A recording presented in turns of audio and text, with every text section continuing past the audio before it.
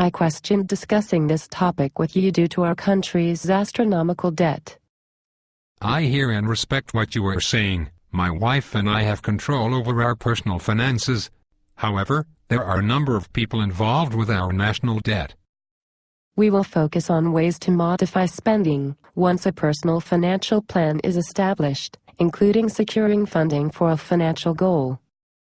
How does a person create a financial plan? Start with a timeline. I will choose a year. Then decide the main umbrella categories. I suggest income, spending, saving, and donating. Are there subcategories within each one? Yes.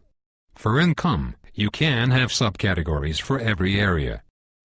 My 16-year-old daughter earns a bi-monthly paycheck at the art museum, babysits once a month, takes her clothes that are in good condition to a consignment store, and receives a weekly allowance. She could have 4 subcategories for income. What about spending categories for a working adult? A person needs to decide what works for the individual. I recommend transportation, health, clothes, groceries, entertainment, discount store, mortgage and insurance, phone and cable, utilities, trash and recycling, and miscellaneous. Why do you have so many categories? The benefit of having a number of detailed categories is that then you can analyze ways to modify your spending practices to accomplish your financial goals. You could even have more detailed categories, such as within transportation you could have car payment, car maintenance, gas, car insurance, and parking. It is good to have it detailed. For example, if you see that your clothes spending is high, then you can stop shopping. Yes, or you could buy less when you shop or purchase less expensive clothes. What about donating? Donating would be how much money you want to allocate annually to charities. This would depend on your wealth and generosity. You could break it down into subcategories for each charity that you donate money. Sometimes people give weekly to charities and other times people give to a charity once a year. So, you would need to calculate the amount for a year. Why do you need subcategories for savings? People save different amounts depending on circumstances or choices.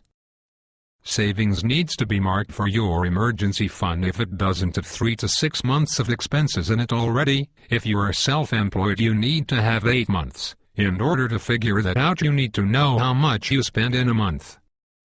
I have 5 months of expenses in my emergency fund. What else? Then you need a savings account for large purchases. You can save your money in it for perhaps buying an instrument. I am saving to buy my daughter a used car for her high school graduation. That is very generous of you, and I am sure she will be grateful. Before you do that, though, you need to make sure you are fully funding your retirement. There are numerous types of retirement accounts. Many parents, if possible, save for college for their children. There are various methods to save money for this goal. Correct. You can also have an investing section. There are various types of investments that you can look into or pay a financial advisor to manage for you. So to summarize the savings umbrella, it would include emergency fund, large purchases, retirement, college savings for children, and investments. That is correct. So, what if the time to buy my daughter's car arrives and I don't have enough cash? At that point you will need to decide if someone else is willing to pay the remainder of it, if it is not going to happen at that time, or if you are going to apply for financing. What is financing? You can secure a loan depending on your credit score and how much you want to borrow. You need to remember that you have to make those payments sometime and the overall amount will cost more since they will charge you interest. It will actually cost me less if save the money ahead of time. Definitely. I am going to set up my annual financial plan. Excellent.